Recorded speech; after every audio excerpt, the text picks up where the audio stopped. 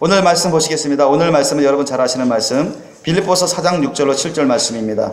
아무것도 염려하지 말고 오직 모든 일에 기도와 간구로 너희 구할 것을 감사함으로 하나님께 아뢰라. 그리하면 모든 지각에 뛰어난 하나님의 평강이 그리스도 예수 안에서 너희 마음과 생각을 지키시리라. 아멘.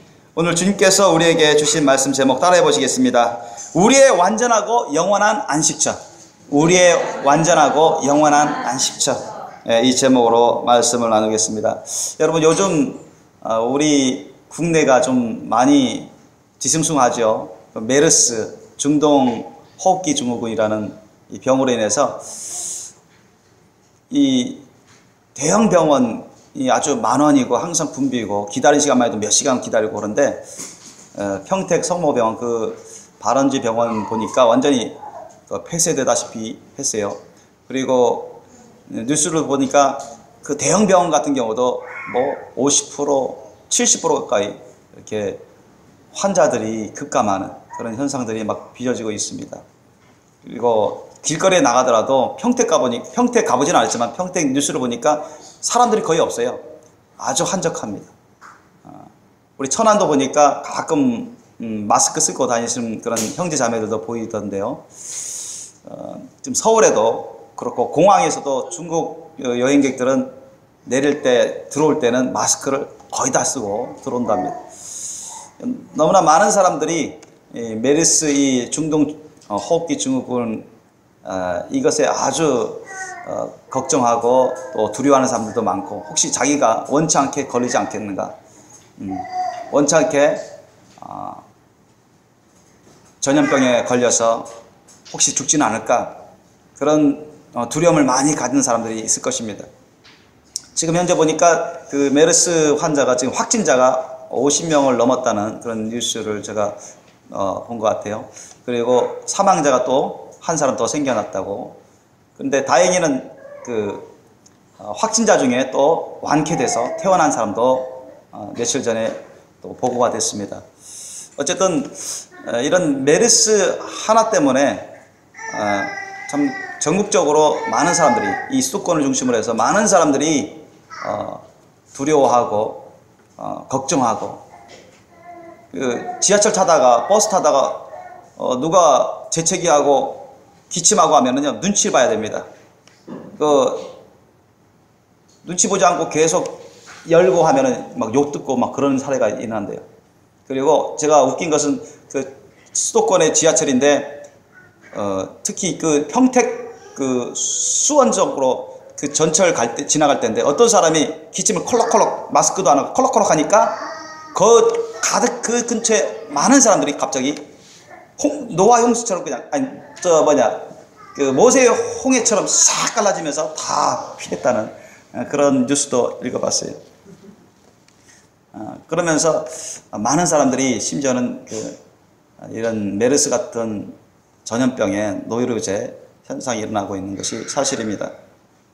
근데 우리 얼마 전만 해도, 몇 년 전만 해도 우리가 홍콩에서 많이 발원해서 우리나라에도 들어왔던 사스, 그때도 흡사했습니다. 사스도 그랬고, 또 이전에, 메르스 전에 그 아프리카에서 발기해가지고 많이 여러 나라에 번지고 세계적으로 문제가 되어 왔던 그런 에볼라.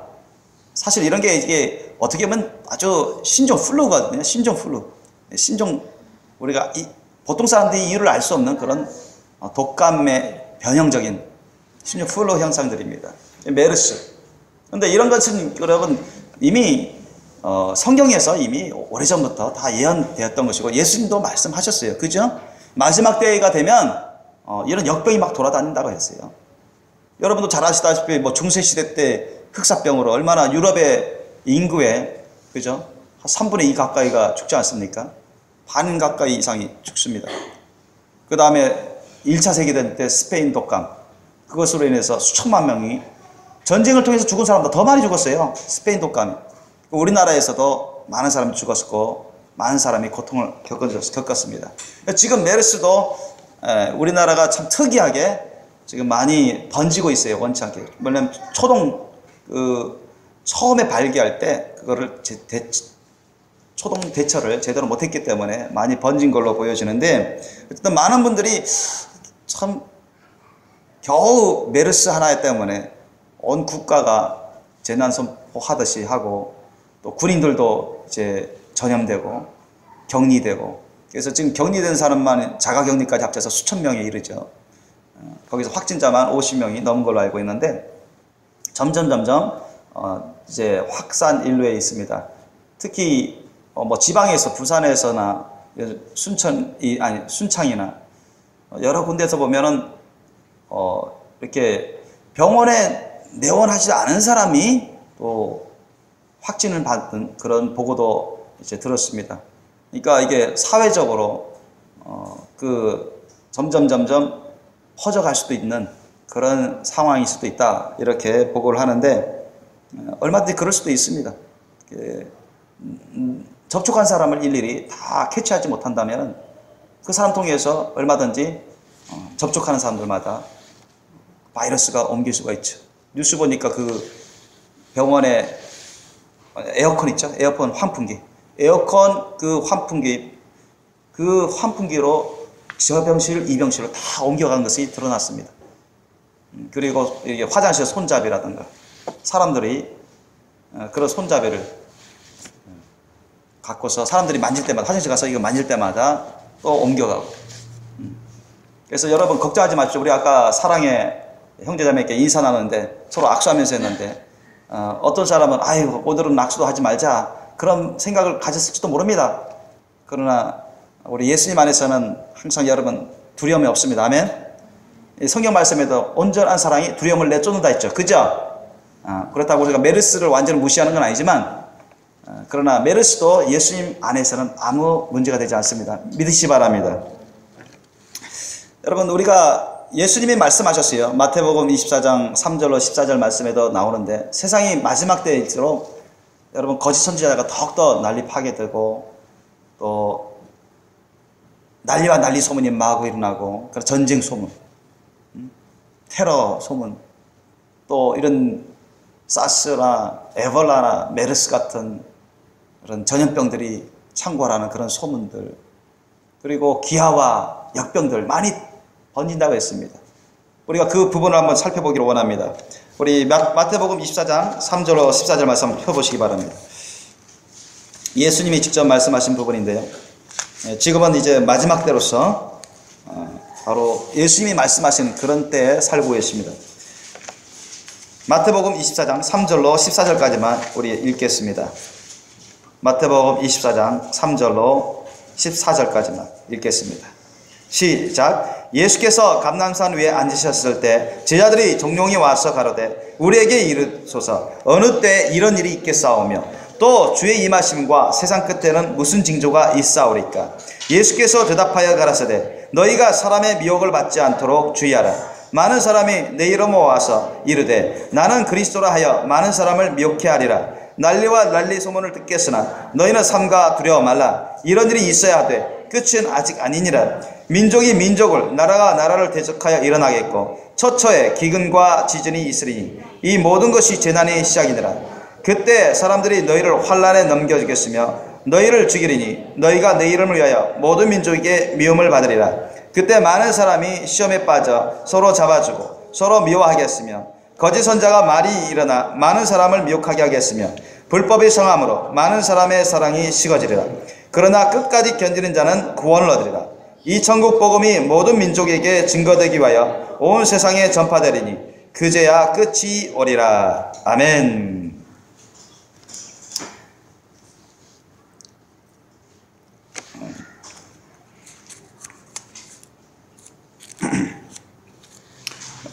아까 우리가 이거 읽어본 마태복음 24장 3절에 14절까지만 보더라도 이 마지막 때 주님께서 알려주시는 그런 증상들이 나타나고 있습니다. 지금 어때요 여러분? 미국과 또 중국이 아주 긴장이 좀 격화되고 있죠. 남중국해에서 남중국해 그 여러 무인도 또 그 산호초 때문에 중국이 그 산호초를 다시 시멘트를 돌로 덮고 시멘트를 깔고 그러면서 막 비행장을 만들고 군사기지화 대하고 있으니까 그 남중국해는 그 인도네시아 바로 이쪽이거든요. 필리핀 밑에. 그러니까 중국 본 육지보다는 상당히 많이 떨어진 곳인데도 중국이 역사적으로 자기네가 많이 활동하던 지역이고 우리 땅이 다 우기면서 또 베트남대로 인도네시아는 인도네시아대로 필리핀은 필리핀대로 그리고 우기는데 중국이 힘이 많으니까 무시하고 자기네 그렇게 육지화하고 있는데 그 지역은 우리가 우리나라도 그렇고 일본도 그렇고 대만도 그렇고 그 무역 그 교역로입니다, 여러분. 해상 무역로예요, 거기를 군사기지화해서 막아버리면 여러분 무역이 차단되는 것입니다. 그러면 우리나라도 막대한 피해를 입게 되고 일본은 더 그렇고 다른 나라도 마찬가지입니다. 중국이 이제 경제가 많이 발전되면서 또 군사도 많이 성장하고 그러면서 거의 미국을 따라잡듯이 경제력이 많이 부강해져 왔죠. 그 군사력도 거기에 관련해서 세계 2위로 군사 지출비도 아주 많습니다. 그리고 무기수도 어마어마한 속도로 많이 확충되고 있고 핵무기도 마찬가지입니다. 미국이 예전에 미국이 큰 소리 치면은 그래도 좀 대들다가 이제 수그러지고 그랬는데 이제는 전쟁도 불사하겠다. 막 중국이 국방부 대변이 막 그런 식으로 나와요. 우리는 포기 안 된다. 우리 땅을 왜 포기하냐. 미국도 지금 그렇습니다. 미국도 야, 이거는 너네 섬이 아니다. 너네 땅이 아니다. 이거는 산호초고 여기는 공역이고 공해다. 우리 이제까지 해왔던 것처럼 군사훈련한다. 그래서 언제든지 미국과 중국군이 충돌할 수 있습니다. 그리고 중국이 그렇게 국방대부대를 우리가 이번 충돌하면은 이거는 뭐 국지전에 끝나는 것이 아니라 더 큰 충돌이 얼마든지 발발할 수 있다. 암묵적으로 전면전까지도 이제 위협하는 그런 발언을 서슴지 않습니다. 여러분 전쟁 터지면 어떻게 되겠습니까? 우리 한반도에 만약 남북한이 지금 여러분 메르스 하나만 보더라도 전국 국민이 막 무서워하고 보통 때는 막 싸돌아다니고 막 그래도 지금은 그런 사람들은 상당히 줄어들었어요. 마트도 가보면 아주 줄어들고 백화점도 많이 줄어들고 뭐 여기든 버스터미널이든 많이 줄어들고 식당들도 많이 줄어들고 사람들이 병이 안 걸려보려고 죽지 않으려고 그렇게 바둥바둥 하면서 사람들이 겁나는 사람들이 많은데 여러분 북한에서 만약에 전면전 일으키고 국지전이 발전해서 국지전이 악화돼 가지고 백령도나 연평도 예전에 연평도 2010년도에 공격받았잖아요. 그죠? 그러니까 또다시 백령도나 연평도에 또 공격해가서 국지전이 또 전면전으로 발전해서 나중에 거기 북한이 갖고 있는 화학무기가 세계 2위, 거의 2위입니다. 2위예요.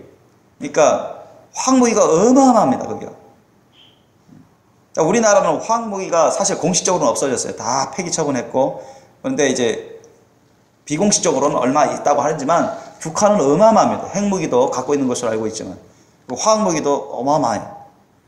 그것을 여러분 우리 전국에 다 뿌려보세요. 미사일 발사해가지고 대포 발사해가지고 거기에 함께 넣어가지고 뭐 얼마나 많은 사람들이 죽어나가겠습니까?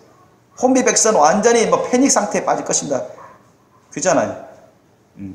만약에 여러분 인천공항에 야 지금 여기 중동 호흡기 질환 환자가 지금 확진자가 여기 들어왔다 한번 그 소리 났으면 여러분 빨리 피하세요. 그 방송만 나면요 인천공항 사람들은 후죽 하면서 다 도망치기 바쁠 것입니다.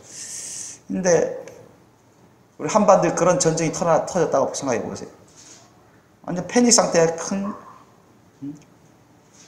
공황 상태에 빠지게 될 것입니다.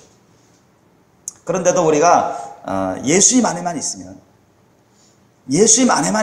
그럼에도 불구하고 우리가 의와 평강과 희락과 안식을 얼마든지 지킬 수가 있습니다. 불안에 떨지 않고 두려움에 떨지 않고 근심 걱정에 사로잡히지 않게 됩니다. 그러니까 우리의 만왕의 만주의 주이신 예수님, 우리 성부 성자 성령 성삼위일체 우리 하나님을 모셔 살면 예수님 우리 안에 모셔 살면 성령님을 모셔 살면 여러분 성령님께서 강하고 담대함을 주시고 강하고 담대한 믿음을 주시고 죽음보다 강한 사랑, 죽음보다 강한 믿음으로 역사하기 때문에 그 어떤 전쟁도 어떤 여러분 역병도 다 이겨낼 수가 있는 것입니다. 그러나 예수님이 그 안에 없는 사람, 성령님이 그 안에 없는 사람은 자기 스스로 이겨내야 돼요. 자기 스스로 헤쳐나가야 되고 자기 스스로 목숨을 연명해야 되기 때문에 그때야 비로소 자기의 연약함이, 자기의 무력함이, 자기가 얼마나 힘이 없음을 뼈저리게 느끼면서 두려움에 사로잡히게 되는 것입니다. 근심 걱정에 사로잡히게 되는 것입니다. 자기 자신도 자기를 감당 못하니까요. 그게 사람의 연약함입니다. 그리고 여러분, 만약에 지금은 우리가 경제적으로 아직까지는 그런대로 우리 경제적으로 우리 수출이나 수입 이게 구조상 우리가 이게 무역 흑자가 이제 많이 생기고 그러는데, 그러니까 불황형 흑자라고 하죠. 지금 가면 갈수록 수출이 줄어들고 있고 수입이 줄어들고 있습니다. 다행히 그래도 우리나라 수출이 급감하고 수입이 급감하지만 그래도 수출이 더 많기 때문에 무역 흑자가 그래도 많이 생기는데, 전 세계적으로 지금 경제적으로 불황 게 이미 저번 때가 훨씬 됐어요. 점점 중국도 옛날에 10% 이상 많이 성장했는데 지금은 6%, 7%. 우리나라도 옛날에 잘 나갈 땐 뭐 5%, 6%, 7% 막 이상 나갔죠. 지금은 3%도 되나 마나 점점 떨어지는 그런 상황이고, 선진국들은 여러분 유럽이라든가 미국 같은 경우는 선진국들은 뭐 마이너스, 더욱 0% 올라가고 1%도 안 되고. 그러니까 지금은 그런 대로 우리가 살만하지만은 가면 갈수록 경제적으로도 불황이 되고 침체되고, 나중에 여러분 2차 세계대전 바로 직전에 대공황, 그런 공황이 나중에는 펼쳐집니다. 여러분 7년 대환란에 보면은, 그때는 우리 요한계시로 보면은 예전에 여러분도 많이 들었겠지만 3대 7중 재앙이 주님이 하나님께서 이 세상을 재앙으로 심판하실 때 3대 7중 재앙을 보내줍니다. 7인의 재앙, 7 나팔의 재앙, 7 대접의 재앙. 이런 재앙을 이 세상에 주님이 심판으로 보내시기 때문에 그때는 여러분 전 세계적으로 기근과 기아에 빠지게 됩니다. 돈이 있어도 사 먹을 것이 없어요. 그러니까 아프리카에 위주로 해서 연마다 이 기아로 인해서, 기근으로 해서 죽어가는 사람이 수십만, 수백만 이상이 그렇게 된다고 합니다. 북한도 이제 올해는 큰 가뭄으로 인해서 기근 사태가 많이 벌어질 거라고 생각하는데, 이것은 여러분 7년 대환란의 그때 벌어질 3대 7중 재앙 때 기근과 기아로 인한 죽음에 비하면 별것 아니에요. 엄청난 그런 기아와 기근으로 해서 사람들이 죽어갈 것이고, 역병으로 많은 사람들이 죽어갑니다. 7년 대환란 때는 전 세계 여러분 3차 세계대전, 핵전쟁도 벌어져요. 지금 중국과 러시아, 이 북한, 이란 이런 세력들이 미국을 또 나토를 대항해서 얼마든지 여러분 전쟁이 벌어질 수 있는 그런 점점 상황으로 치닫고 있어요. 그죠? 이스라엘이 이란을 때리려고 하지만 미국 때문에 때리지 못하고, 또 때리게 되면 또 얼마든지 여러분 큰 전쟁으로 번질 수가 있습니다. 이란과 또 러시아를 중심으로 하는 그런 동맹국, 중동의 동맹국, 이슬람 진영 동맹국들이 연합해서 그런 전쟁을 일으킬 수 있는 그런 상황이에요. 에스겔서 37장, 38장, 39장에 나와 있는 그러한 예언의 전쟁들이 벌어질 수 있는 그런 상황으로 지금 점점 가고 있어요. 아직 몰라서 그래요. 우리나라가 아직 6.25처럼 큰 전쟁이 발발하지 안 했기 때문에 여러분 아직 거기에 잘 못 느끼고 그래도 안심하고 평온한 그런 생각으로, 마음으로 생활하는 사람들 많습니다.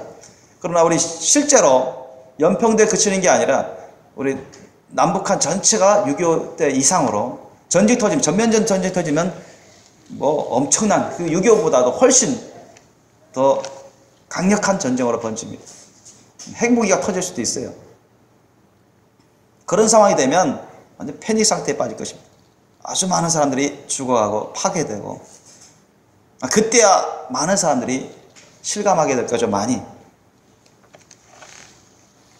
저는 이 메르스를, 이 사태를 보더라도 야, 이 메르스 사태만 해도 이렇게 호들갑 떠는데 이렇게 사람들이 근심하고 걱정하고 두려워하고 염려하는데 이거보다 더 강한 그런 전염병이 막 돌고 전쟁이 터지고 그러면 사람이 뭐 감당하지 못하는 그런 패닉 상태에 빠지겠다. 이렇게 하는데 나중에 대환란에 남겨진 사람들은 어떻게 될 것인가? 그걸 생각해 볼 때 끔찍스럽습니다. 대환란에 남겨지는 사람들은 생족에 빠지는 사람들입니다. 생족에 남아있는 사람들이에요. 그런데 대다수의 사람들이 대환란에 남겨지게 돼요. 준비가 안 된 사람들. 예수님이 공중재림하실 때 첫째 부활 휴가 받을 수 없는 그런 거룩한 신부가 되지 못한 사람들은 남겨지는데 끔찍한 인류 역사상 유례없는 지옥 세상이 바로 7년 대환란의 세상입니다. 요한계시록에서 예언하고 예수님도 오늘 아까 저와 여러분이 읽으신 24장 3절로 14절까지만 보더라도 그 안에 여러분 이러한 시기가 도래한다고 주님이 알려주고 계신 거예요. 그런데도 너무나 많은 사람들이 그걸 잘 모르죠. 잘 못 느끼고 직접 자기가 당해보지 않으니까. 지금 뭐 일본에서도 여러분 지진이 화산이 막 일어나고 백두산도 화산이 지금 밑에서 화산 활동이 아주 많이 올라오고 있습니다. 마지막 때는 이제 화산 폭발도 아주 많아져요. 백두산이 화산 폭발되면은 그 북한 지역뿐만 아니라 남한 지역까지도 피해를 입을 수가 있다고 해요. 뭐 한라산도 만약 폭발하면 한라산 제주도에 사는 사람들은 어디로 가야 될까요? 제가 젊었을 때, 제주도에 있었을 때, 더 젊었을 때입니다. 근데 이게 선생님들 사이에 우스갯소리로 그런 말이에요. 야, 한라산이 휴화산인데 이게 활동해가지고 폭발하면 어떻게 되는가? 대륙 사람들 다 피하지 않으면 그 용암에, 그 화산불에 죽어나갈 거 아닌가? 그때 빠져나가려고 비행기라도 제대로 탈 수 있겠는가? 배라도 제대로 탈 수 있겠는가? 안 믿는 사람들이 그런 말을 하더라고요. 두려워하더라고요. 실제로 이 일본 사람들도 지진이 많이 일어나고 실제로 이제 20세기 말에 또 21세기 들어서는 지진이 강도와 횟수가 아주 강해져가고 훨씬 더 강해져가고 너무나 많은 횟수가 일어나고 있습니다. 예수님이 또 사도 요한을 통해서 예언한 성경을 통해서 예언하신 그 예언대로 이 마지막 때의 현상들이 그 징조들이 많이 나타나고 있어요. 그럼에도 불구하고 여러분 우리 믿는 사람은 예수님을 구주로 믿는 사람들은 주님 안에서 의와 평강과 희락과 안식을 누릴 수가 있습니다. 주님 안에서 우리가 평안할 수가 있어요. 만약에 여러분 중에 메르스 때문에 또는 전쟁 때문에 또는 경제 대공황이 일어났다고 해서 아니면 지진이나 화산 때문에 여러분이 죽을까 두려움에 빠지고 아무것도 제대로 못하고 그냥 숨기에 바쁘고 그렇게 있다면 그렇게 할 그런 심령이라면 제대로 준비하고 있지 못한 사람입니다. 예수님의 그 사랑 안에 거하는 사람, 예수님 안에서 예수님의 사랑 안에 거하는 사람들은 예수님과 동행하는 사람들은 어떤 상황이든 어떤 환경이든 어떤 일이 벌어지든 그 평강을 잃지 않습니다. 그 의와 평강과 희락과 안식을 놓치지 않습니다. 지금 옆에서 테러가 일어나다 물론 테러가 바로 옆에서 일어나면 쾅 하면은 깜짝 놀라겠죠. 그러나 그 영혼이 두려움에 떨지는 않습니다. 전쟁이 일어났다고 해서 남북한의 전쟁이 일어났다고 해서 살기 위해서 무작정 피난 가고 도망치고 그러지 않아요. 주님께 모든 걸 다 맡겼기 때문에 주님이 함께 계신 것을 알기 때문에 항상 평안한 것입니다. 안심할 수 있는 거예요. 담대할 수 있는 것입니다. 경제 대공황이 벌어진다 할지라도 직장을 많이 잃고 기업이 무너지고 도산되고 직장 구하려고 하도 지금도 직장 구하려고 해도 젊은 사람들이 직장 못 구하는 경우가 많은데 뭐 대공황이 벌어지면 많은 기업들이 무너지죠. 우리가 IMF 때도 많은 기업이 무너졌을 때 많은 사람들이 이제 명예퇴직하고 직장을 잃었고 직장을 못 찾아서 많은 고통을 당했죠. 그러나 그것보다 더 심한 고통을 당하게 될 것입니다. 대공황 때는. 돈이 있어도 물가가 인플레이션, 아주 슈퍼 인플레이션에 빠져가지고 그 아프리카의 뭐 국가처럼 뭐 조금 하는 거 예전에 10,000원짜리가 몇백만 원짜리가 되어버린다든가 그런 식으로 되면 그러니까 돈이 있어도 제대로 일일 생활품을 살 수가 없습니다. 너무나 인플레이션에서 물가가 오르고 물가가 많이 부족하기 때문에 대공황이 빠지면 그럴 수가 있어요. 미국에서조차도 그 당시 많은 직장을 잃어가지고 굶주려서 줄 서면서 하루 끼니 얻으려고 쿠폰 티켓을 구하려는 그런 사람들이 아주 많았었습니다. 오늘날도 그럴 수가 있어요. 여러분, 대공황이 빠지면 어떻게 되겠습니까? 사람들이요, 막 데모 일어나고 폭동이 나고 강도 지시를 더 하게 됩니다. 마지막 때는 여러분, 불법이 성해서 사랑이 더욱더 식어진다고 했습니다. 그죠? 본문에 나와 있지 않았잖아요. 그러니까 더 죄악의 범죄가 많아지면 사람들이 뭐 자기만 챙기려고 해요. 사랑이 식어져요. 두려움에 사라졌기 때문에 그렇습니다. 평상시 때는 직장이 있고 사업이 어느 정도 잘 되고 먹는데 생활하는데 별로 어려움이 없을 때는 그런 걸 잘 못 느끼고 의식이 안 됐었는데, 여러분 직장 다 무너져 버리세요. 생활비도 못 벌고 또 돈이 좀 있더라도 물가는 엄청 치솟죠. 먹을 것이 너무나 부족한 상태. 경제 바퀴가 완전히 틀어져 버려서 제대로 안 돌아갈 때 전 세계적으로 그렇게 되면 어떤 상황이 벌어질까요? 상상을 초월한 그런 범죄들이 난립하게 됩니다. 아주 많은 사람들이 두려움에 빠지게 될 거예요.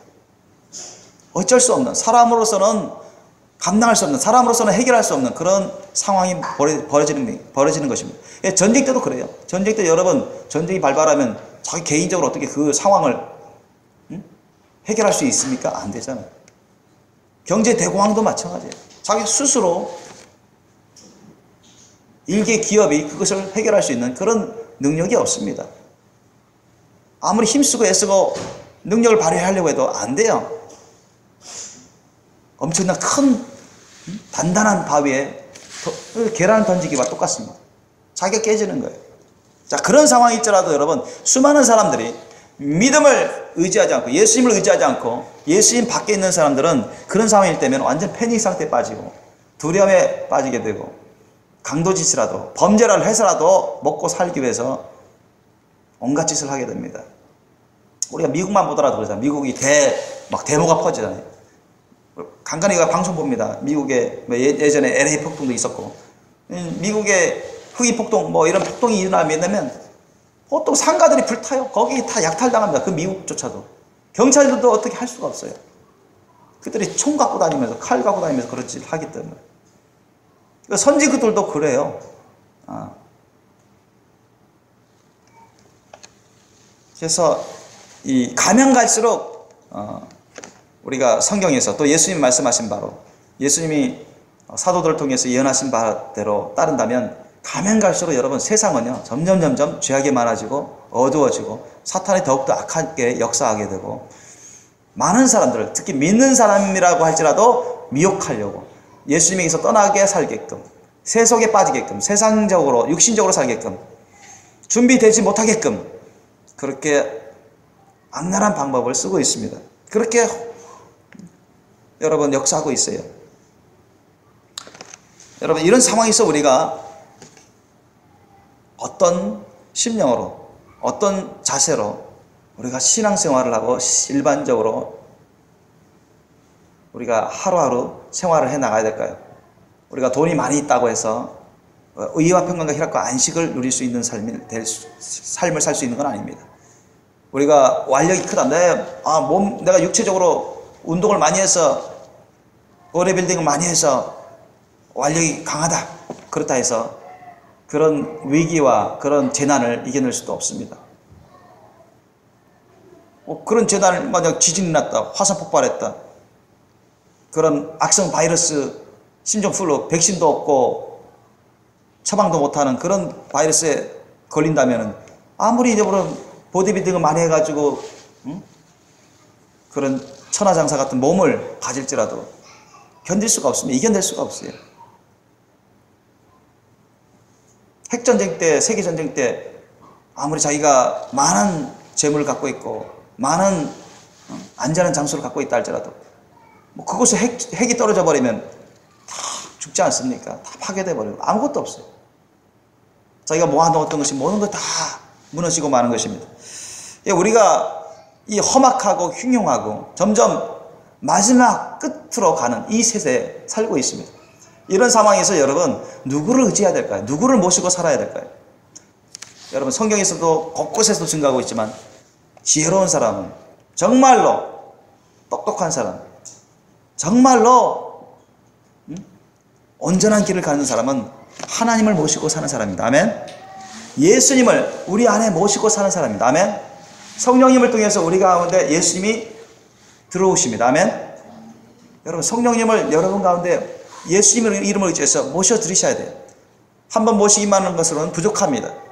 항상 우리 안에 모셔서 우리 성령님이 예수님의 이름으로 우리를 이끌어 주시도록 가르쳐 주시고 우리가 깨닫고 온전하게 믿음 생활할 수 있도록 어떤 역경과 환난과 시험과 그런 상황에서도 이겨낼 수 있도록 승리할 수 있도록 그렇게 여러분 간구하면서 주님과 동행하는 그런 삶을 사셔야 돼요.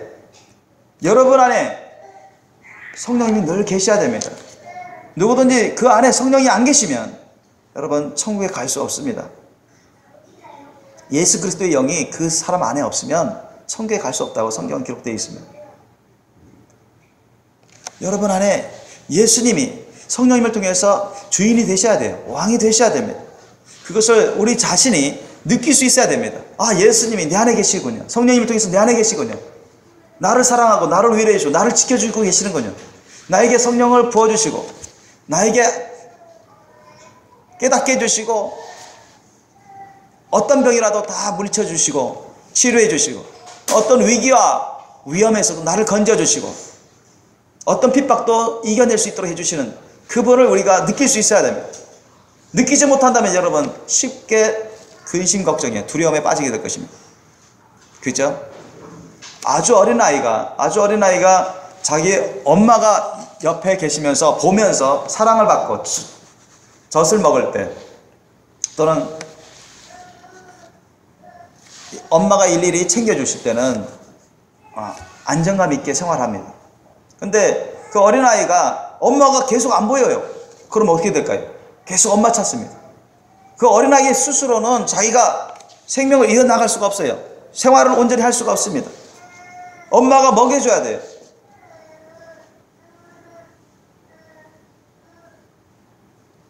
그 보금자리를 잘 챙겨줘야 됩니다. 엄마가 돌봐주지 않으면 어린아이들은 점점점 굶어가고 병에 걸리기 쉽고 죽어가요. 엄마를 찾습니다. 두려움 빠집니다. 엄마가 안 보이면. 저도 어린 시절을 보면 이제 제가 6살 때 동생이 4살 때 집에 아무도 없고 어머님 계실 때는 그런 거 못 느꼈는데 어머님이 어디 시장 보러 갔다 온다 하고 우리 둘만 남겨두고 멀리 가버리시면 동생이 막 우는 거예요. 엄마. 그러니까 저는 잠시 그 생각을 했었습니다. 그때 야 엄마가 없으니까 두려움이 몰려오는 것입니다. 걱정이 되는 거예요. 영적으로도 그렇습니다. 여러분. 우리가 전쟁을 겪을 때 큰 전염병이 창궐할 때 경제 대공황에 빠질 때 사람으로서는 감당치 못하는 그런 환경이 빠집니다. 그런 테러와 위협 지진과 화산에 여러분 그런 상황이 벌어질 때 쓰나미의 그런 현상이 일어날 때 사람으로서는 자기 힘으로 능으로는 감당을 못하는 겁니다. 그러니까 사람들은 사람 살려 나 좀 살려주세요.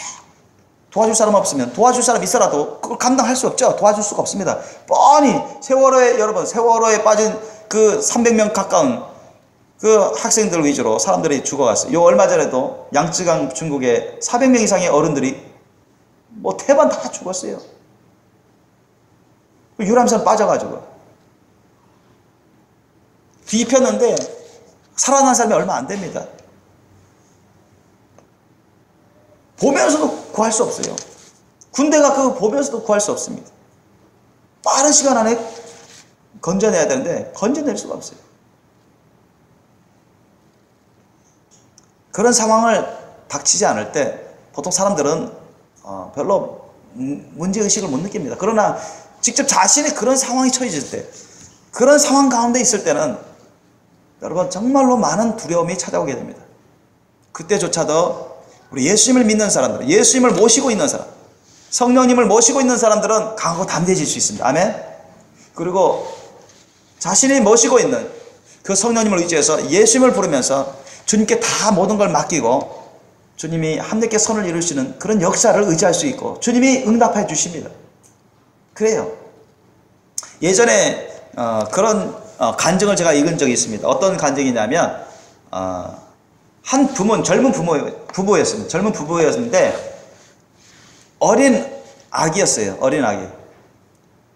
어린 아이였는데 이제 몇 살 안 되는 어린 아이였는데 그 젊은 부부가 어린 아이였는데 그 어린 아이가 병원 가도 이제 살기 어렵다. 그렇게 하고 집에서 이제 쉬면서 집에서 아무 다른 방도도 없이 그렇게 쉬고 있고 어쩌면 조만간 죽을지도 모르는 그런 상황이 벌어졌어요. 백혈병인지 어떤 병인지는 모르겠으나 하여튼간 아주 불치병이 걸려가지고 그 어린아이가 이제 죽을 날만 기다리고 있는데 그래도 그 부부는 그래도 예수님을 믿는 사람들입니다. 예수를 믿고 의지하는 사람들. 그래서 어느 목사님을 목사님께 연락해서 그 목사님께 와달라고 해가지고 우리 아이를 위해서 기도해달라고 제발 죽지 않고 살아나게 해달라고 이 병에서 살아나게 해달라고 기도해달라고 부탁했습니다. 그런데 그 목사님도 참 난처하게 됐어요. 참 이걸 의학적으로는 거의 살지 못하는 그런 상황에 빠져 있는 아이인데 그래서 목사님이 그 부부에게 젊은 부부에게 말을 했습니다. 무슨 말씀을 했냐면은 우리 성도님들 제가 기도하기 전에 먼저 여쭤볼 게 있습니다. 뭡니까 했더니 혹시 하나님께서 이 아이를 데려가기를 원하시더라도 괜찮겠습니까? 이 아이를 데려가기를 원하셔서 이 아이를 영혼을 그대로 죽게 만들고 영혼을 천국으로 데려가기를 원하신다면 그래도 수긍하시겠습니까? 그것을 받아들이시겠습니까? 했더니 그 부부는 좀 당황했습니다. 처음에는 왜냐하면 그 목사님 그래도 부르게 된 그 이유가 뭐냐면 어떤 아이를 우리 아이를 어쨌든지 살려보려고 그렇게 기도해달라고 그렇게 부른 건데 목사님 와서 먼저 꺼내시는 말씀이 뭐냐면 부부가 이렇게 말하는 게 이 어린아이를 하나님께서 데려가기를 원하셔서 지금 이 죽음을 그대로 받아들이고 영혼만 데려가신다면 그래도 하나님 뜻으로 알고 받아들이겠습니까? 그렇게 물어봤던 것입니다. 그랬더니 그 부부가 좀 생각하더니만 결국은 그렇게 하겠다고 했어요. 하나님께서 고쳐주지 아니하시고 하나님 나라에 우리 아이를 이제 데려가시더라도 우리가 절망하지 않겠습니다. 우리가 하나님 탓하지 않겠습니다. 오히려 하나님 뜻으로 알고 받아들이겠습니다. 그랬다고요. 그러니까 그 목사님이 기쁜 심령으로 정말 이해하기 어렵더라도 사람이 이해하기 어렵고 사람이 원하는 것에 반할지라도 내 뜻대로 안 될지라도 내 마음 내 생각대로 안 될지라도 내 소원대로 안 될지라도 하나님의 역사하심에 절대 순복하겠다는 그 부부의 겸손한 심령을 보고 그 목사님도 기뻐하셔서 간절히 기도했습니다. 그 아이를 위해서. 아버지 하나님, 이 아이의 부모가 주님이 어떻게 역사하시든 지금 데려가시든 살려주시든 어떤 역사든 다 받아들이겠답니다. 다 믿음으로 받아들이고 하나님께 감사하겠답니다. 이런 겸손한 심령으로 하나님의 역사에 절대 믿고 따르는 이런 겸손한 심령의 믿음을 가진 이 부부를 불쌍히 여기시고 이 아이를 불쌍히 여기셔서 살려주십시오. 이 아이를 치료해 주셔서 하나님의 영광을 나타내 주세요. 그렇게 간절히 기도했다는 거예요. 그런데 얼마 후에 그 병이 놀랍도록 사라졌습니다. 그 병에서 그 어린아이가 치유받아가지고요. 병원에서 치유할 수 없는 어린아이의 병이었는데 그 불치병이었는데 깨끗하게 그 기도를 받고 나서 얼마 후에 깨끗이 치료받았다는 그러한 간증글을 읽어본 적이 있습니다. 여러분, 우리 사람의 힘으로는, 사람의 능력으로는 감당할 수 없는 일들이 많이 벌어집니다. 그렇죠? 그래요. 우리가 건강 문제도 그렇고, 경제생활, 직장 문제도 그렇고, 인간관계도 그래요. 인간관계도 그렇고, 신앙생활도 그렇고. 여러분, 살다 보면은 우리가 원하는 대로보다는 원하지 않는 그런 상황들이 많이 벌어집니다. 내 마음대로, 내 세원대로, 내가 원하는 대로, 내 계획대로 되면 그때마다 환호성 치겠지만은 그렇지 못하고 오히려 내가 원치 않는, 여러분이 원치 않는 그러한 일들이 많이 벌어져요. 그런 상황이 많이 벌어집니다. 갑자기 식구가 교통사고 난다든가, 갑자기 식구가 교통사고 나서 죽은가, 큰 병이 걸려서 죽어간다든가, 아니면 직장을 잃어버린다든가, 아니면 부부가 심하게 다투어서 지금 가정이 파탄 위기에 있다든가, 아니면 지금 어떻게 자기의 진로를 확실히 못했어, 불분명하고 어떻게 앞으로 진로를 해야 될지 캄캄해가지고 손에 잡히지도 않고 어떻게 해야 될지도 모를 때 많은 경우들이 있습니다. 또한 강도를 만났을 때, 테러를 당할 때, 살인의 위협을 당할 때, 여러분, 그럴 때 우리 사람으로서는 감당치 못하는 그런 경우들이 많이 있어요. 그럴 때 여러분 어떻게 하시겠습니까? 여러분의 생각으로, 여러분의 지혜로, 여러분의 그런 노력으로, 여러분의 애씀으로 그런 위기와 어려움들, 그런 재난과 환난들을 이겨낼 수 있다고 생각하십니까? 절대 그럴 수 없습니다. 자기를 의지하는 사람, 자기의 지식과 경험과 자기의 판단과 자기의 힘과 노력을 의지하는 사람들은 결국 헤어나올 수가 없어요. 그런 위기 상황에서 이겨낼 수가 없습니다. 결국 계속 실패하고 지고 점점 죽어가고 고통스러운 그런 삶으로 빠지게 될 것입니다. 그럴 때 빛을 발하는 게 뭐냐? 어떤 사람이 빛을 발합니까? 예수님을 모시고 사는 사람, 성령님을 모시고 사는 사람들은 그럴 때일수록 더 빛을 발합니다. 여러분, 범죄가 더욱더 벌어져가고 일어나고요, 왕성해가고, 세상이 캄캄하고 어둠이 깔리고,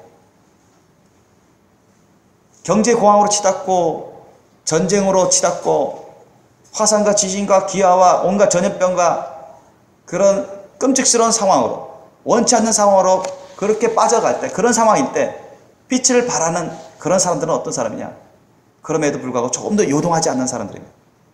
그럼에도 불구하고 돈이 아무리 많이 있어도, 대기업더라도, 여러분 대기업가라도 얼마든지 대공황 때 무너질 수 있습니다. IMF 때만 보더라도 그렇지 않았습니까?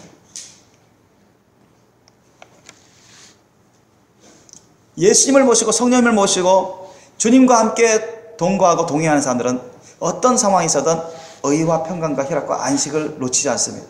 항상 평안한 쉼을 얻습니다.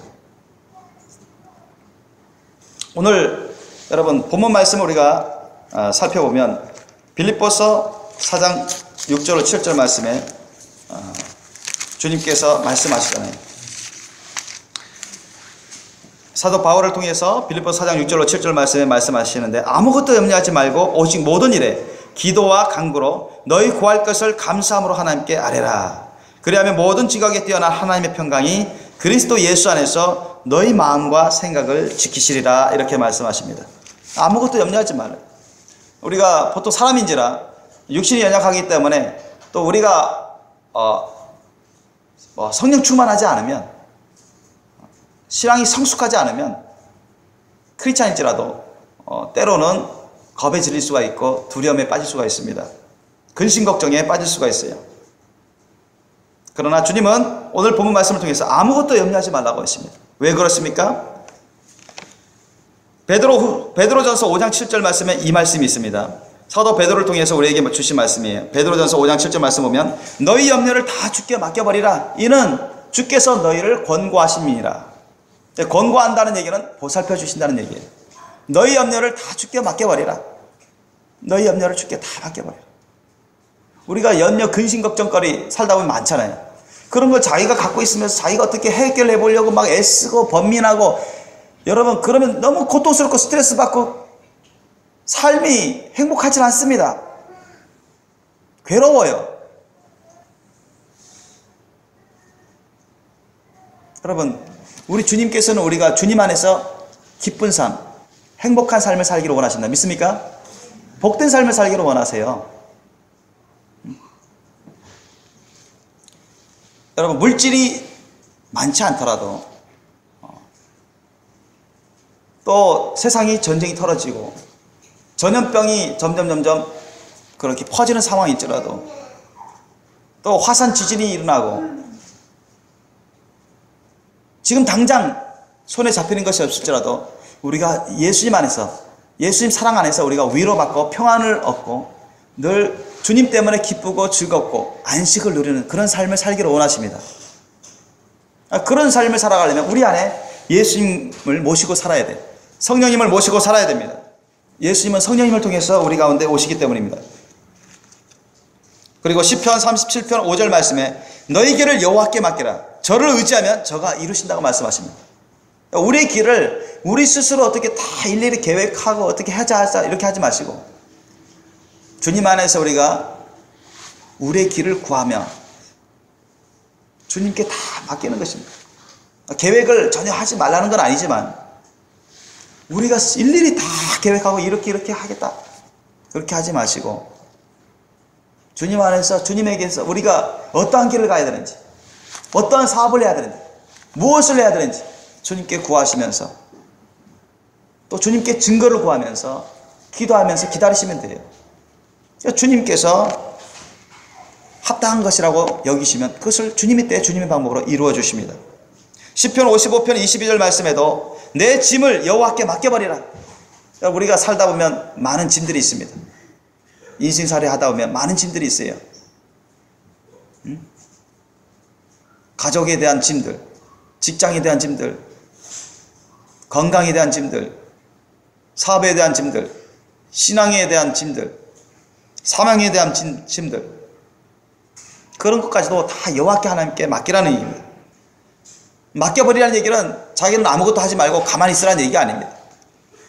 그런 모든 것을, 우리에 관련된 모든 문제들을 주님께 다 맡기고 우리 할 일은 주님 안에서 하면서 주님의 응답을 구하라는 것입니다. 주님의 때 주님의 방법으로 해결될 것을 믿고 감사하며 기다리라는 것입니다. 내 짐을 여호와께 맡겨버리라. 너를 붙드시고 의인의 요동함을 영영히 허락지 아니하시리로다. 이렇게 말씀합니다. 여러분, 이게 약속입니다. 여러분, 다시 말씀드립니다. 시편 55편 22절 말씀, 내 짐을 여호와께 맡겨버리라. 맡길 때 어떻게 맡겨요? 기도로 맡기잖아요. 그죠? 기도로 맡기는 것입니다. 주님께서 풀어주실 것을 믿고 감사함으로 맡기는 것입니다. 아멘. 오늘 빌립보서 4장 6절로 7절 말씀에도 뭐라 했어요? 아무것도 염려하지 말고 모든 일에, 오직 모든 일에 기도와 간구로 너희 구할 것을 감사함으로 하나님께 아뢰라 했죠. 감사함으로 아뢰는 것은 이미 주님의 때 주님의 방법으로 이루어질 것을 믿고 간구하는 것입니다. 아멘. 그걸 믿기 때문에 감사할 줄 아는 거예요. 감사하는 것은 지금 당장 내 손에 잡히진 않지만, 내 눈에 나타나진 않았지만 주님이 나의 기도를 다 들으시고 주님의 때 주님의 방법으로 합력해 선을 이루어서 다 이루어질 것을 그는 알고 믿고 감사하는 것입니다. 아멘. 감사한다는 게 그거예요. 그것을 알고 믿는다는 얘기입니다. 그 증거가 감사함입니다. 그러면 모든 지각이 뛰어나신 하나님의 평강이 그리스도 예수 안에서 우리의 마음과 생각을 지키신다 했어요. 우리의 평안함, 우리 심령의 평안함을 지켜주십니다. 우리가 두려움에 떨지 않게 해주십니다. 근심 걱정에 빠지지 않게 해주세요. 여러분, 우리가 겪고 있는, 우리에게 이제 와닿은 그런 문제들을 예수님께 다 맡겨버리는 거예요. 하나님께 다 맡겨버리는 것입니다. 다 맡기고 우리는 주님 안에서 주님의 때 주님의 방법으로 합력해 선을 이루고 주님이 해결해 줄 것을 믿고 감사하면서 하루하루 주님을 위해서 살아가다 보면 주님이 다 이루어주세요. 그때그때만. 하나씩 하나씩 다 이루어주십니다. 믿으시기 바랍니다. 그러니까 우리가 요동하지 않죠. 더욱이 우리 안에 성령님이 감화감동하시고 성령님이 임재하시고 기름 부어주시고 그것을 우리가 체험하면 더욱더 힘을 얻게 됩니다. 위로받게 되고 아 주님이 나와 함께 계시는구나 확실히 그것을 알고 있기 때문에 두려워하지 않습니다. 여러분을 누가 죽인다고 협박할지라도 두려워하지 않게 됩니다. 왜? 그 사람과 함께 하시는 분이 누굽니까? 예수님, 하나님이시잖아요. 그죠? 하나님을 이길 자, 예수님을 이길 자가 누가 있습니까? 세상에 그 어떤 자도 사탄마귀 악한 영 귀신도 어떤 자도 이길 수 없습니다. 세상에 어떤 군대도 하나님을 이길 수가 있습니까? 못 이기죠. 하나님이 지키시는데 누가 그 사람을 죽인단 말입니까? 하나님이 그 기업을 붙드시는데 누가 그 기업을 무너뜨린단 말입니다.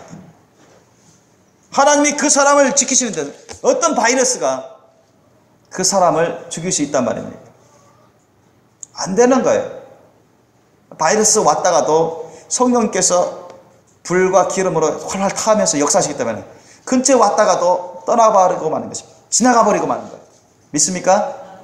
그래서 우리가 항상 우리 성령님을 통해서 예수님을 모시고 사는 그런 삶을 사시기를 예수님의 이름으로 축원합니다. 저도 이제 돌이켜보면 간증할 것들이 많은데 참 20대에는 제가 특히 교통사고, 이 차 사고, 비행기 사고 그런 게 많았습니다. 그래서 20대 초반 때 군 복무할 때 제가 트럭을 몰다가 아주 좀 비가 오고 안개 끼고 그런 S자 그런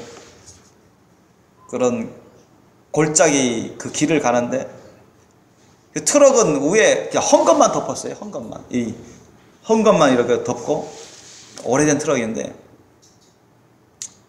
제가 겁도 없이 그냥 시간을 맞추려고 지각 안 하려고 저 혼자 이렇게 운전을 하는데 그 S자니까 그리고 속도를 한 7, 80으로 달렸어요.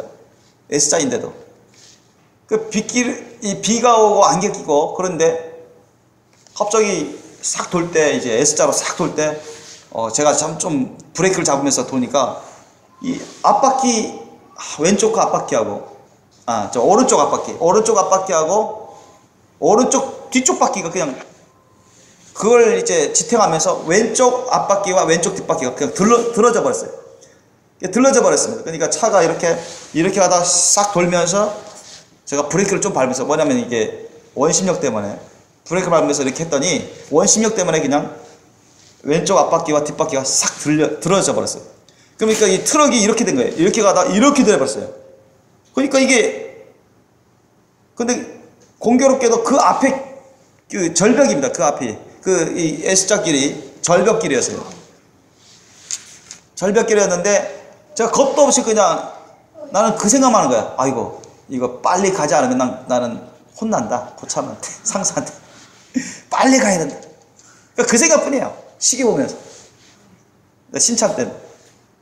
그러니까 트럭을 나 혼자 모르는데 그것도 위에는 여러분 뭐 이렇게 쇠로도 안 되고 그냥 헝겊만 올려놓은 거예요. 그냥 헝겊만. 이렇게 하다가 이렇게 했는데 브레이크 밟으니까 이게 싹 들러졌어요. 이 뒤쪽 두 바퀴가. 그러니까 내가 순간적으로 와 이거 뒤집히겠다. 그걸 느꼈습니다. 제가. 응? 그렇더니만 이렇게 했는데 이렇게 다 틀었거든요. 이렇게 탁 틀면서 다시 차가 탁 내리더라고요. 내가 휴 했습니다. 휴 했으니 그 순간에 휴 하면서 보니까 절벽이에요. 바로 내 앞에 몇 미터 앞에 절벽이 보이는 거예요. 그러면서 내가 그는 순간적으로 그랬어요. 아주 순식간입니다. 그는 1초도 아니에요. 이거 살았다 휴 하는데 갑자기 절벽이 보니까 뭐 생각나냐?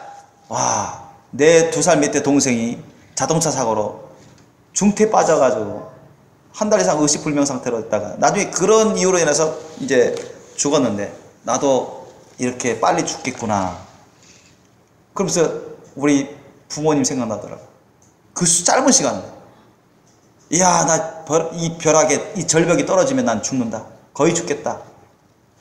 왜냐면 이 차가 전복되면 이게 굴러 떨어지면 나는 뭐 그냥 튀어나가는 거예요. 이게 차에 부딪히고 뭐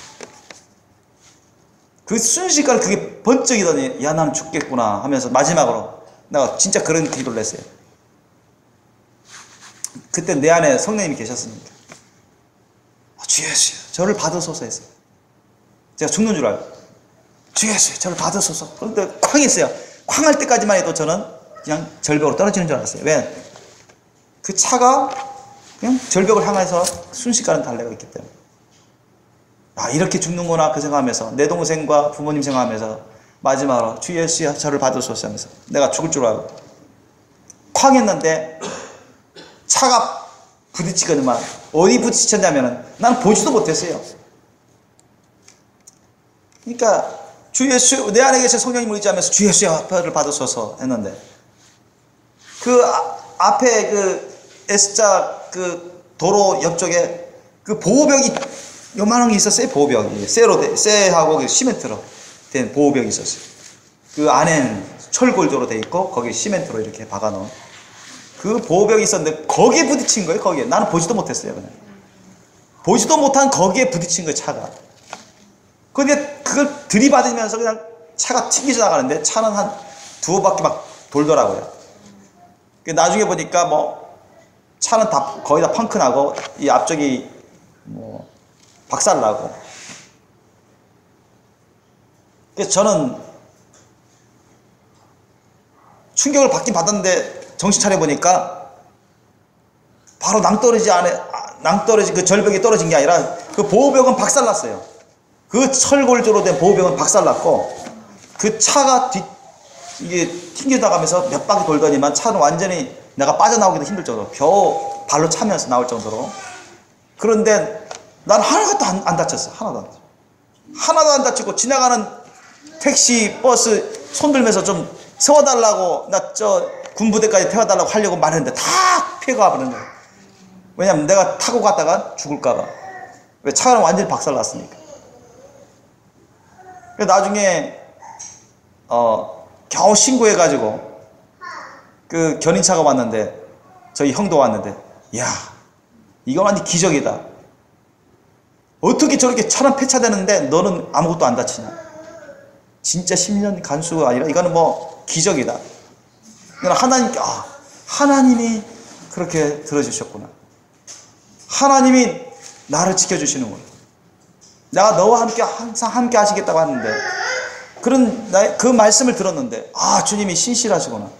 내가 실수했는데도 여의치 않게 내가 그렇게 실수해서 죽을 수도 있는 상황에 빠졌는데도 주님이 구해주시는구나. 얼마나 감사한지 몰라요. 정말 놀라운 일이에요. 참 20대는 제가 좀 약간 좀 즉흥적인 것들이 좀 많았었습니다. 또 그때도 20대 후반 때인데 이제 제주시에서 한라산을 겨울철입니다. 제주시에서 한라산을 넘어서 서귀포시로 넘어가는데 새벽입니다. 새벽인데 도로에는 아무 차도 없고 눈은 소복하게 많이 쌓였어요. 그러니까 보니까 엄청 절경이에요. 이야 이 새벽에 차도 아무도 없고 눈도 아주 멋있게 이렇게 포근하게 가득 쌓여 있고. 근데 나는 겁도 없이 그냥 이런 한번 질주해보자 해가지고 아주 과속을 했어요. 과속을 하는데 처음에는 좋더라고요. 미끄럽지도 않고. 근데 제가 겁도 없이 그렇게 하다가 이제 사이드로 이렇게 도는데 이젠 좀 줄여야 되겠다. 브레이크를 좀 밟아버렸어요. 밟았더니 차가요. 그 눈 위에서 달렸기 때문에 그냥 순식간에 돌더라고요. 빙빙빙. 근데 내가 잘못했고. 그런데 뭐 이미 알아도 이미 늦은 거죠. 차가 빙빙 도는데 하마터면은 그 옆에 있는 나무들 있죠. 그 나무들 얼마든지 박치면 크게 다칠 수 있는 그런 상황이 있습니다. 시속이 제가 100km로 달리다가 한 80으로 줄였으니까 눈길에서. 그때 제가 후회는 했지만 순식간에 이미 늦었어요. 그걸 내가 통제를 못합니다. 여러분 브레이크 살짝 밟았는데 밟으면서 꺾었는데 그냥 돌면서 어디든지 처박을 수 있는 그런 상황이었어요. 그 상황에서 제가 앞불사, 내가 너무 과욕했거나 내가 과속했거나 이 후회도 아무 소용이 없었어요. 그냥 차가 제멋대로 가는 거예요. 자기. 그러다가 나는 순식간에 했어요. 주님, 예수님, 제가 잘못해서 저를 도와주세요. 저를 지켜주세요. 그거밖에 안 나오더라고요. 그럼 몇 바퀴 돌더니만 다행히 딱 멈춰 서더라고요. 길의 구석진 데 가서 딱 멈춰지더라고요. 조금만 더 갔으면 제가 큰 나무, 큰 돌에다가 부딪혀서 크게 다칠 뻔했어요. 참, 제 안에 성령님이 안 계셨으면 제가 그런 기도를 할 수 있었을까요? 제 안에 예수님을 느끼지 못했더라면, 주님을 모시고 살고 있지 못하더라면 저는 그런 기도를 하지 못했을 것입니다. 예전에도 말씀드렸지만 제가 20대 후반에 캐나다 선교 여행 갔었습니다. 그런데 일본 비행기 싸니까 일본 비행기 타고 갔는데 나리타 공항에서 캐나다 밴쿠버로 가는데 뜨자마자 한 20-30분 후에 생각지도 않은 그런 상황이 벌어졌습니다. 뭐냐 하면은 대부분 일본 사람들 타고 있었는데 나는 비행기 뒷좌석에 앉았었어요.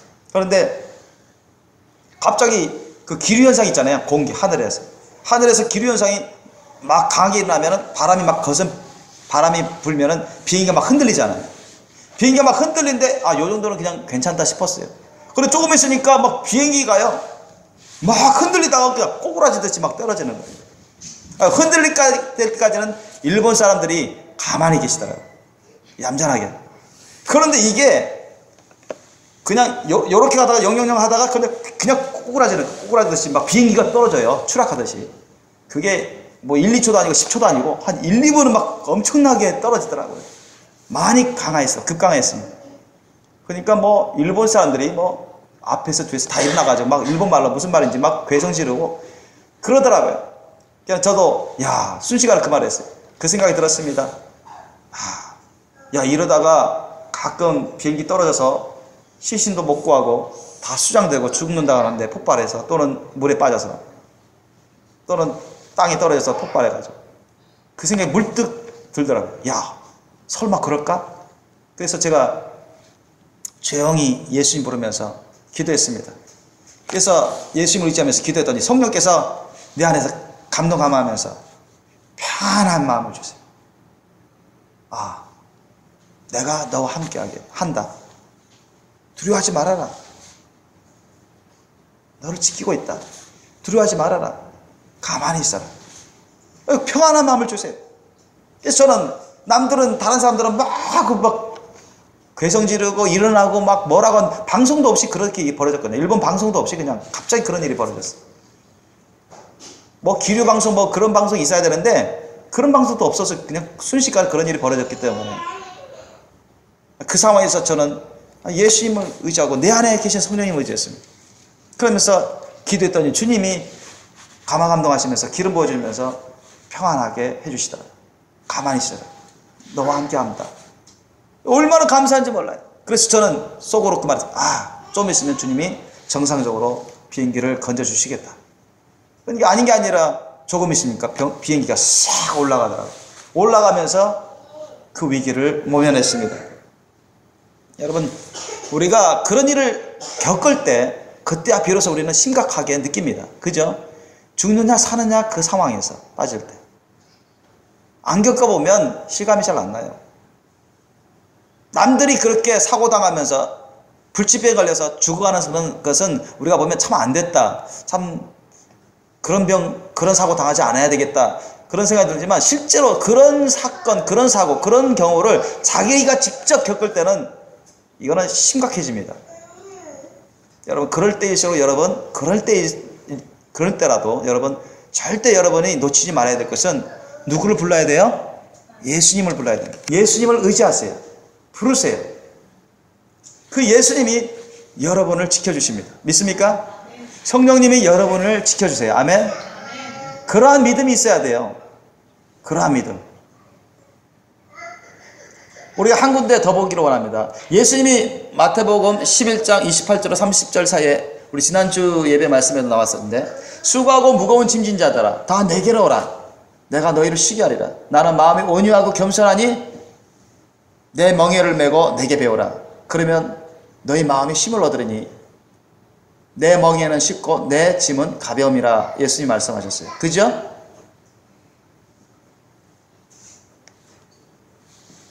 수고하고 무거운 짐 진 자들아. 여러분, 경제적으로 수고하고 무거운 짐을 질 수 있습니다. 가족들 때문에 수고하고 무거운 짐을 질 수 있어요. 사람들 때문에 수고하고 무거운 짐을 질 수 있고, 건강 때문에, 불치병 때문에 수고하고 무거운 짐을 질 수가 있고, 돈 때문에 수고하고 무거운 짐을 질 수가 있고, 사느냐 죽느냐 그 갈림길에서 수고하고 무거운 짐을 질 수가 있습니다. 죄악 때문에 수고하고 무거운 짐을 질 수가 있고, 사명을 감당하는 것 때문에 수고하고 무거운 짐을 질 수가 있지만, 다 우리는 어디로 가야 되겠습니까?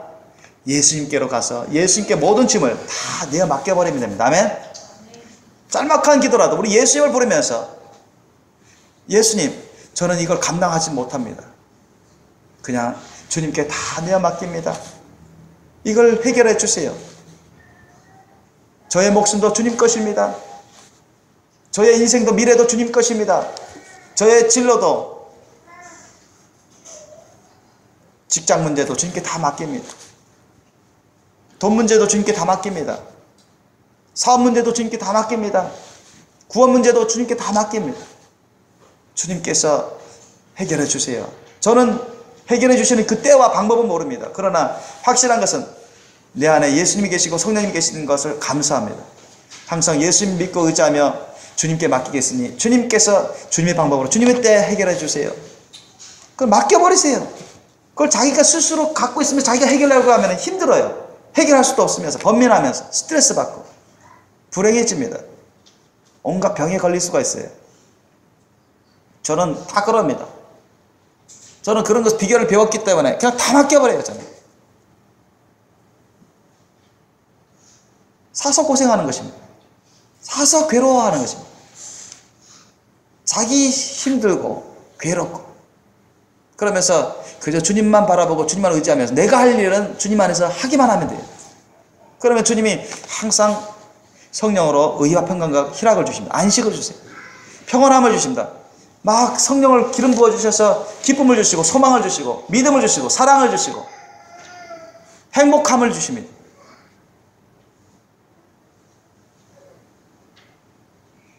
여러분, 어떤 사람이 여러분을 죽이려고 협박하고 온갖 공갈 협박을 하고 쌍욕을 하고 칼을 갖고서 여러분 그런 말을 할지라도 요동하지 않습니다. 하나님이 계시는데 그건 단순히 생각에 그치는 게 아니라 실제로 느끼는 것입니다. 우리 안에 성령님이 계시고 예수님이 함께 계시기 때문에 천군천사로 함께 도와주시고 하나님께서 우리를 지켜주시고 우리를 책임져 주시기 때문에 뭘 두려워하겠습니까? 뭘 근심 걱정하겠습니까? 여러분, 예수님을 의지하시고 예수님을 부르십시오. 성령님을 여러분 인정하고 환영하고 모셔드리고 성령님과 사랑에 빠지시기 바랍니다. 아멘. 예수님과 사랑에 빠지세요. 아멘.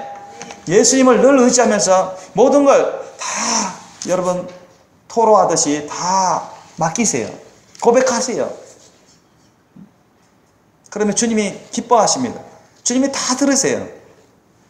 주님 방법대로 여러분 주님 방법보다 확실한 방법이 어디 있습니까? 주님의 능력보다 확실한 능력이 어디 있어요? 주님보다 더 강한 사람이 어디 있습니까? 하나님이시면서 사람의 모습을 오신 분이 예수님이시고 또 예수님의 이름으로 하나님 아버지께서 예수님을 통해서 보내주신 보혜사님이 바로 성령님이신데 우리 안에 여러분 안에 예수님의 이름으로 오신 성령님을 항상 인정하고 환영하고 모셔들고 사랑으로 동거하시길 예수님으로 축원합니다. 주님께 자신을 모든 것을 다 맡기세요. 오늘 본문 말씀에도 빌립보서 4장 6절 7절 말씀에도 아무것도 염려하지 말라 했어요. 염려하는 거 여러분 다 맡기시기 바랍니다. 근심하는 거 다 염려하는 거 다 맡기세요. 하나님 외에 하나님을 두려워하는 것 외에 하나님을 경외하는 것 외에 여러분 사람을 두려워하지 마십시오. 아멘. 아무것도 염려하지 마세요. 아무것도 염려하지 마십시오. 지금 우리가 마지막 때에 살고 있습니다. 마지막 끝을 향해서 가고 있어요. 세상은 점점점 죄악이 관영해져 가고 사탄은 더욱더 활개를 치고 많은 믿음의 사람들도 정도에서 벗어나고 있고 하나님의 말씀 뜻에 대해서 듣지만 그렇게 살지 않은 사람들이 더욱더 많아지고 있습니다. 그런 사람일수록 여러분, 이런 엄청난 재난과 환란이 닥치면 감당하지 못합니다. 두려움에 떨게 되고 패닉 상태에 빠지게 되고 스스로 어떻게 위기를 모면하려고 하지만 그 재난과 환란에서 얼마든지 멸망할 수가 있어요. 그러나 항상 예수님을 모시고 성령님을 모셔서 자신을 주님께 다 내어 맡기고 자신의 모든 문제 짐을 주님께 다 내어 맡기고 주님이 나에게 주시는 말씀대로 사랑과 믿음과 소망과 감사와 헌신으로 순종하며 살다 보면, 특히 여러분 기도할 때마다 성령님께서 그 사람에게는 항상 강하고 담대한 마음을 주시고 온전한 사랑의 마음을 주신 다음에 믿음을 주세요. 죽음보다 강한 사랑, 죽음보다 강한 믿음을 주신 다음에 우리를 온전케 하는 그러한 사랑과 믿음을 주셔요. 우리에게서 평강을 여러분 잃지 않게 해주십니다. 의와 평강과 희락과 안식을 누리면서 늘 예수님 안에서 우리가 복된 삶을 살아갈 수 있습니다. 우리의 완전하고 영원한 안식처는 천국입니다. 그러나 이 세상에서 우리는 우리의 완전하고 영원한 안식처인 천국에서처럼 그래도 우리가 부분적으로 안식을 누리면서, 그리고 우리 영적으로는 온전히 완전하고 영원한 그런 안식처에서처럼 안식을 누릴 수가 있습니다. 세상이 어떻게 돌아가든 우리 영적으로 예수님 안에서 성령님과 함께 의와 평강, 희락과 안식을 누리면서 요동하지 않는 그러한 영적인 복을 누릴 수가 있어요. 그리고 환경적으로도 생활적으로도 천국에서만큼은 아니지라도 부분적으로라도 우리가 평안한 삶을 살아갈 수가 있습니다. 모든 위기와 역경에서 주님의 구원과 주님의 도우심을 우리가 받을 수가 있습니다. 그래서 항상 여러분 예수님의 사랑 안에 거할 수 있도록 예수님을 부르시고 주님의 말씀 뜻에 순종함으로 주님의 사랑을 더욱더 받으시면서 항상 주님의 도우심을 받으시기 바랍니다. 아멘. 주님께 자신을 다 내어드리시고 자신의 문제를 다 내어 맡기시고 우리의 할 일을 열심히 하는 저와 여러분 되시기를 주님으로 축원합니다. 기도하시겠습니다.